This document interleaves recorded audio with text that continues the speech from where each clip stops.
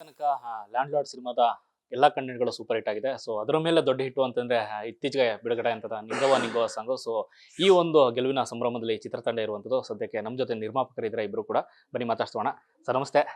Sir ಇಲ್ಲಿ ತನಕ ಬಿಟ್ಟಂತೆ ಎಲ್ಲ ಕಂಟೆಂಟು ಸೂಪರ್ ಹಿಟ್ ಆಗಿದೆ. ಸೊ ಅದಕ್ಕೂ ಮೇಲೆ ಜಾಸ್ತಿ ಎಲ್ಲರ ಮನೆ ಮಾತಾಗಿರುವಂಥದ್ದು ನಿಂಗವ್ವ ನಿಂಗವ್ವ ಸಾಂಗ್. ಎಷ್ಟು ಖುಷಿ ಇದೆ ಅಂತ. ತುಂಬ ಖುಷಿಯಾಗುತ್ತೆ ಸರ್. ಇದೊಂದು ಲಿರಿಕ್ಸ್ ಅರ್ಥಗರ್ಭಿತವಾಗಿದೆ. ಪ್ರತಿಯೊಬ್ಬರು ನೋಡೋಂಥ ಸಿನಿಮಾ. ಇವತ್ತೇನು ದಿನನಿತ್ಯ ನಾವು ಎಬೋ 40-45 ಏಜಲ್ಲಿ ಏನು ಸಾಂಸಾರಿಕ ಜೀವನದಲ್ಲಿ ನಡೀತದೆ, ಆ ಒಂದು ನಿಜ ರೂಪನೇ ಇದು ಈ ಸಾಂಗ್. ಸಾಮಾನ್ಯವಾಗಿ ಸಾಂಗ್ ಅಂತ ಬಂದಾಗ ಎಲ್ಲ ಲಿರಿಕಲ್ ವಿಡಿಯೋ ಬಿಟ್ಟು ಆ ನಂತರದಲ್ಲಿ ಥಿಯೇಟರ್ ಎಕ್ಸ್ಪೀರಿಯನ್ಸ್ ಆಗಲಿ ಅನ್ನೋ ಕಾರಣಕ್ಕೆ ವಿಡಿಯೋ ಕಂಟೆಂಟ್ನ ಬಿಡಕ್ಕೆ ಹೋಗಲ್ಲ. ಬಟ್ ನೀವು ಕಂಟೆಂಟನ್ನು ಬಿಟ್ಕೊಟ್ಟಿದ್ರೆ ವಿಡಿಯೋ ಕಂಟೆಂಟನ್ನೇ ಪೂರ್ತಿಯಾಗಿ, ಯಾವ ಕಾರಣಕ್ಕೋಸ್ಕರ ಅಂತ? ಇಲ್ಲ, ನಮಗೆ ಇನ್ನು ರಿಲೀಸಿಂಗ್ ಡೇಟ್ ಆಲ್ರೆಡಿ ಅನೌನ್ಸ್ ಮಾಡಿದ್ದೀವಿ. ಇನ್ನು ಸಮಯ ಕೂಡ ಕಡಿಮೆ ಇದೆ.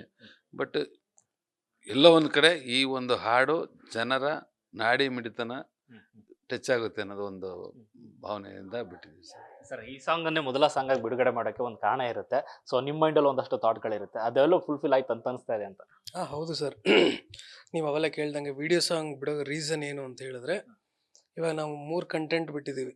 3 ಕಂಟೆಂಟು ಜನಕ್ಕೆ ಇಷ್ಟ ಆಗಿದೆ. ಸೊ ಈ ಕಂಟೆಂಟ್ನು ಲಿರಿಕಲ್ ವಿಡಿಯೋ ಎಲ್ಲ ಬಿಡ್ತೀವಿ ಸರ್. ಮತ್ತೆ ಅವಾಗ ಬಿಡ್ತಾ ಇದ್ವಲ್ಲ ವಿಡಿಯೋ ಸಾಂಗ್, ಅವಾಗ ಯಾವ ಲಿರಿಕಲ್ ಸಾಂಗ್ ಏನು ಪ್ಯಾಟರ್ನ್ ಇರಲಿಲ್ಲ. ಹೌದು ನಮ್ಗೆ ಟೈಮ್ ಕಮ್ಮಿ ಇದೆ. ಇನ್ನೊಂದು ನಾವು ಏನು ಮಾಡಿದ್ದೀವಿ ಜನಕ್ಕೆ ತೋರಿಸ್ತಾ ಹೋಗೋಣ ಅಂತಾನೆ ಮೇನ್ ರೀಸನ್ ನಾವು ವಿಡಿಯೋ ಸಾಂಗ್ ಬಿಟ್ಟಿದ್ದು ಸರ್.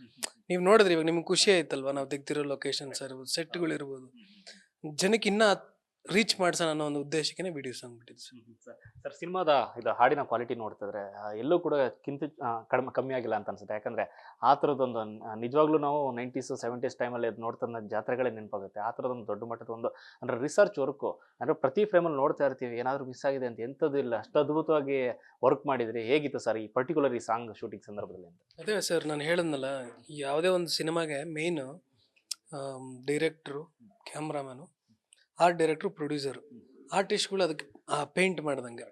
ಸೊ ಈ 4 ಜನದ ಕಾಂಬಿನೇಷನ್ನು ಅವ್ರು ಹೇಗೆ ವರ್ಕ್ನ ಎಕ್ಸಿಕ್ಯೂಟ್ ಮಾಡ್ತಾರೆ ಅನ್ನೋದೇ ಔಟ್ಪುಟ್ ಬರುತ್ತೆ ಸರ್. ಇವಾಗ ನಾವು ಬಂಡವಾಳ ಕೊಡ್ತೀವಿ, ಆರ್ಟ್ ಡೈರೆಕ್ಟರ್ ಅದು ತಕ್ಕನಂಗೆ ಸೆಟ್ ಹಾಕಬೇಕು, ಅದ್ರ ತಕ್ಕನಂಗೆ ಕ್ಯಾಮ್ರಾಮನ್ ಫ್ರೇಮ್ ಇಡಬೇಕು, ಹೆಡ್ ಆಫ್ ದಿ ಶಿಪ್ ಅಂತ ಕ್ಯಾಪ್ಟನ್ ಆಫ್ ದ ಶಿಪ್ ಡೈರೆಕ್ಟ್ರು ಅವ್ರು ಹೆಂಗೆ ಬೇಕೋ ಔಟ್ಪುಟ್ ತೆಗಿಬೇಕು. ಸೊ ಇಷ್ಟು ಜನರದ ಕಲೆಕ್ಟಿವ್ ಎಫರ್ಟೇ ಆ ಸಾಂಗ್ ರಿಸಲ್ಟ್ ಹಂಗಿದೆ ಸರ್.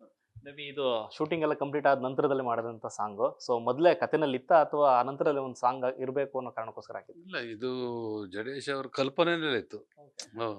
ಇಂಥವ್ರೇ ಬರೀಬೇಕು, ಇಂಥವ್ರ ಕಡೆ ನಾವು ಬರೆಸ್ಬೇಕು, ಆಡಿಸ್ಬೇಕು ಅನ್ನೋದು.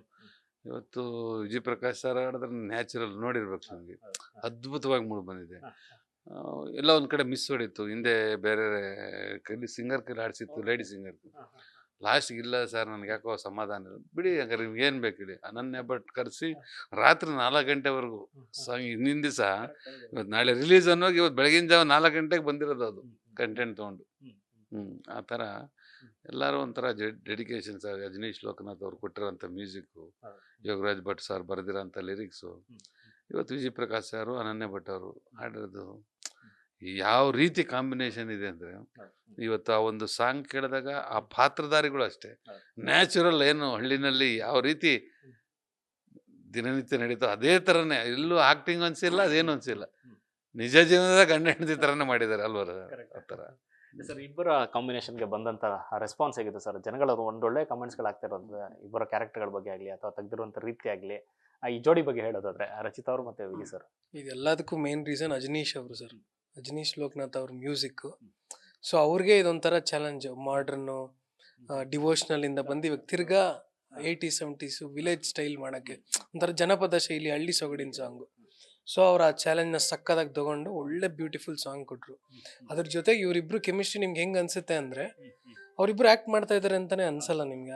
ಆ ಪಾತ್ರಕ್ಕೆ ಜೀವ ತುಂಬಿ ನೀವೆಲ್ಲ ನೋಡ್ತಾ ಇದ್ದೀರೇನೋ, ನಿಮ್ಮ ಮುಂದೆ ಇರೋರು ಯಾರು ಮಾಡ್ತಾ ಇದ್ದಾರೇನೋ ಅನ್ನೋ ಥರ ಇದೆ. ಬಟ್ ಅದೇ ಸರ್, ನಾವೇನು ಮಾಡಿದ್ರು ಅದೊಂದು ರೆಸ್ಪಾನ್ಸ್ ಬರುತ್ತಲ್ಲ ಆಡಿಯನ್ಸ್ ಕಡೆಯಿಂದ. ನಾವು ಅದಕ್ಕೆ ಯೂಟ್ಯೂಬಲ್ಲಿ ನೋಡಿ, ನಮ್ದು complete organic views, real time views, ಯಾವುದು ಗೂಗಲ್ ಬೂಸ್ಟಪ್ ಆ್ಯಡ್ ನಾವು ಯಾವುದು ಮಾಡಿಲ್ಲ. ನೀವೇನು ವ್ಯೂಸ್ ನೋಡ್ತಾ ಇದ್ರೆ it is all those views are real time views. So ನಾವು ಪರ್ಪಸ್ಫುಲಿ ನಾನು ಡೈರೆಕ್ಟ್ರು ಏನಂತ ಅಂದ್ಕೊಂಡ್ವಿ ಅಂದರೆ, ಚಾಲೆಂಜ್ ತೊಗೊಂಡಿದ್ದೀವಿ. ನಾವು ಪ್ರಮೋಷನ್ ಮಾಡ್ತಾ ಇರೋಣ, ಎಷ್ಟು ರೀಚ್ ಆಗುತ್ತೆ, ರಿಯಲ್ ಟೈಮ್ ವ್ಯೂಸ್ ಆಗುತ್ತೆ ನೋಡೋಣ ಅಂತ. ಸರ್ ಇವಾಗ ಎಲ್ಲನೂ ನಮ್ಮ ಕೈಯಲ್ಲೇ ಇದೆ ಸರ್. ನಾವು ಬೇಕಂದರೆ ಇಮಿಡಿಯೇಟಾಗಿ ನಾವು ವ್ಯೂಸ್ ಮಾಡ್ಬೋದು. ಬಟ್ ಇದು ನಾವು ಚಾಲೆಂಜ್ ತೊಗೊಂಡಿದ್ದೀವಿ ಪರ್ಸ್ನಲಿ. ನಾವು 100% ನಮ್ಗೆ ಗೊತ್ತಿದೆ ಈ ಸಾಂಗ್ ಹಿಟ್ ಆಗುತ್ತೆ ಅಂತ. ಎಷ್ಟು ಜನ ಕೇಳ್ತಾರೆ ಅಂತ ನಾವೇ ನೋಡೋಣ.